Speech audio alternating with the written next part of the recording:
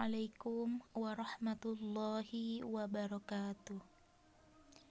Perkenalkan, nama saya Indah Sundari dengan NIM T2017-8054 dari Biologi 2. Di sini saya akan menyampaikan penciptaan hewan pada mata kuliah Biologi dalam Perspektif Islam.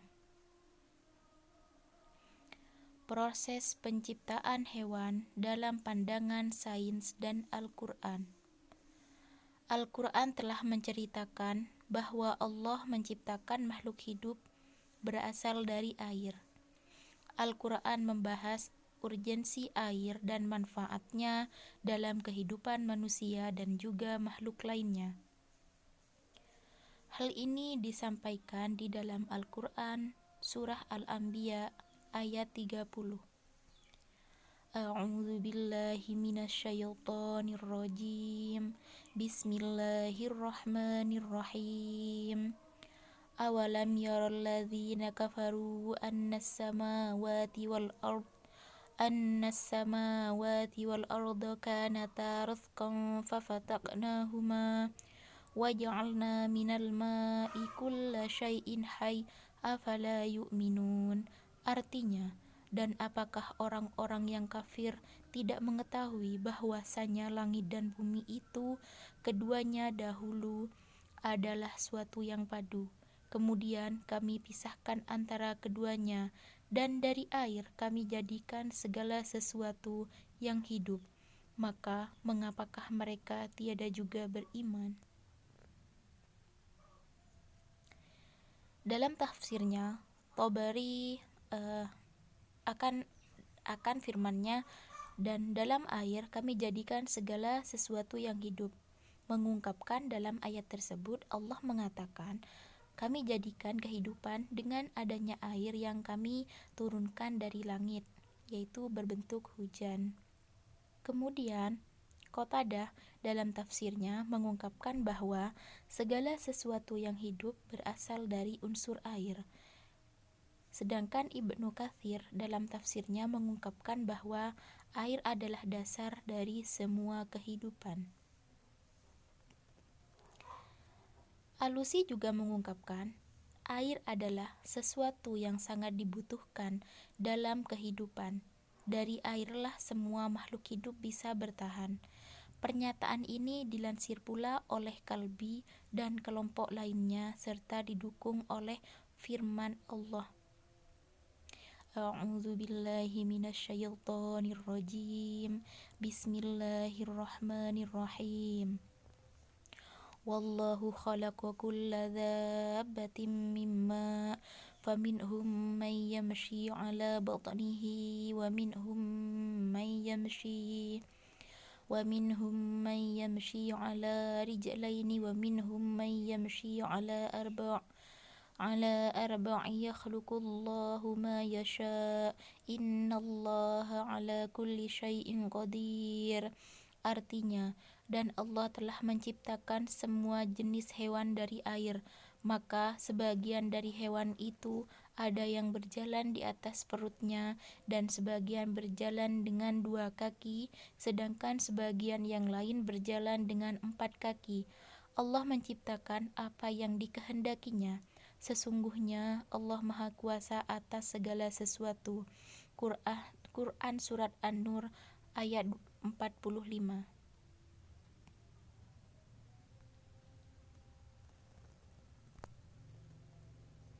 Dijadikannya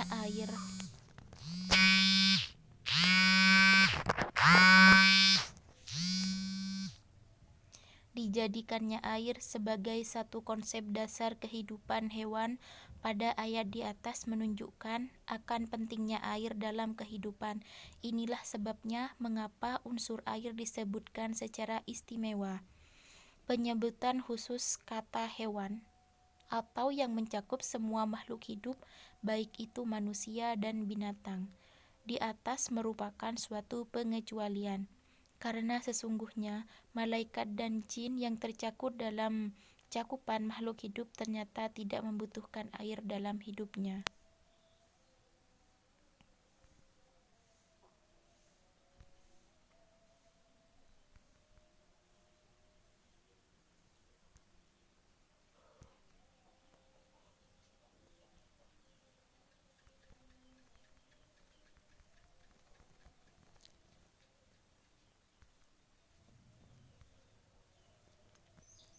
Penciptaan hewan menurut sains. Menurut sains atau biologi, terbentuknya hewan-hewan di muka bumi ini dimulai dari zigot bersel satu yang mengalami pembelahan sel, dan sel tersebut akan bertambah banyak yang terbentuk menyerupai bola. Bentuk seperti bola tersebut akan mengalami perkembangan, yaitu akan melekuk ke dalam sehingga akan terbentuk dua lapisan, yaitu ektoderm atau lapisan luar dan endoderm atau lapisan dalam. Alexander Ivanovich Oparin mengemukakan bahwa seperti sebelumnya, zat anorganik berupa air, metana, karbon dioksida, dan amoniak terkandung dalam atmosfer bumi. Zat anorganik tersebut membentuk zat-zat organik akibat adanya radiasi dari energi listrik yang berasal dari petir.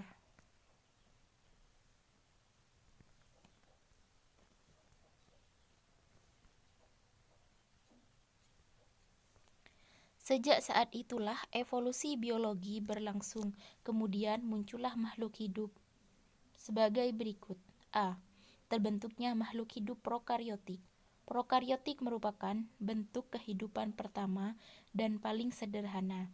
Prokariotik dianggap paling primitif karena selnya hanya memiliki membran sel, DNA, RNA, hasil transkripsi, dan molekul-molekul organik berada dalam sitoplasma tanpa dibatasi membran. Kemudian selanjutnya, terbentuknya organisme fotoautotrof ialah suatu bakteri. Bakteri ini adalah cyanobacteria pertama yang mampu membuat molekul organik dari air dan CO2. Cyanobacteria berkembang dan mengubah bumi dengan melepaskan O2 sebagai efek fotosintesis. Yang terakhir, bangkitnya organisme eukariotik. Hal yang sangat membedakan eukariotik dengan prokariotik adalah adanya organel-organel yang memiliki membran. Berdasarkan teori ini, eukariotik berkembang setelah sel fotosintesis muncul dan oksigen melimpah di atmosfer.